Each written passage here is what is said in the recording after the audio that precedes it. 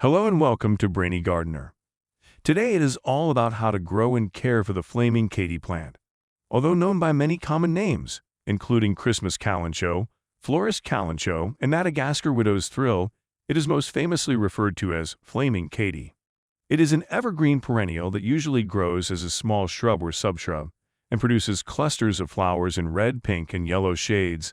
The flowers last for a long time, sometimes weeks, making this an attractive choice for indoor enthusiasts. It is a lovely houseplant that requires very little care and maintenance, making it an ideal addition to any home. But that doesn't mean it tolerates neglect either. Here's what you need to know. Flaming Katy plants love the sun and want to be in a bright, sunny spot to truly thrive.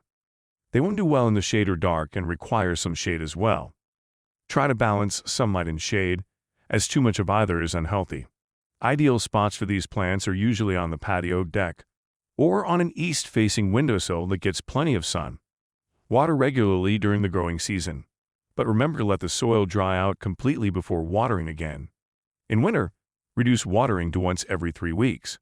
Also, ensure the soil is well draining, as stagnant water tends to cause problems. Flaming Katy loves temperatures around 70 degrees Fahrenheit. It is important that you provide the plant with constant warmth. If it is colder than 50 degrees Fahrenheit, you should consider moving the plant to a warmer location inside your home.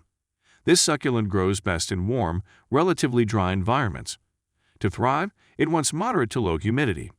Around 40 to 45% humidity is recommended. This plant requires little to no fertilizer. Over-fertilizing this plant can be harmful. Therefore, it is usually only fertilized in the growing season. An occasional, light application of water-soluble fertilizer a few times during the growth phase should be sufficient for helping your plant bloom with vigor. This plant can be propagated by leaf or stem cuttings. The best time to take cuttings is in the spring or summer when the plants are actively growing. The cuttings should be between 5 to 10 cm in length. Each cutting should consist of 3 to 4 leaves on the lower part of the stem with at least 2 nodes. Wait for the cutting to dry out for a couple of days. Then, plant it into a fresh pot and wait for it to take root. While propagation by seeds is also possible, it takes longer, and plants that are grown using this method mature slowly. The best time for repotting this plant is when new growth appears in spring or when the plant has finished blooming and has dropped all petals. Choose a container that's just an inch or so larger in diameter than the plant's current pot size. Use soil that drains well.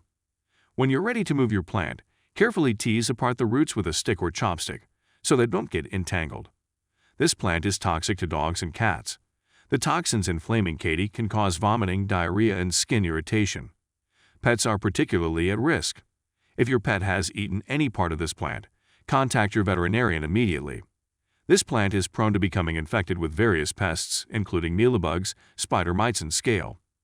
These pests can cause significant damage to the plant's foliage and flowers.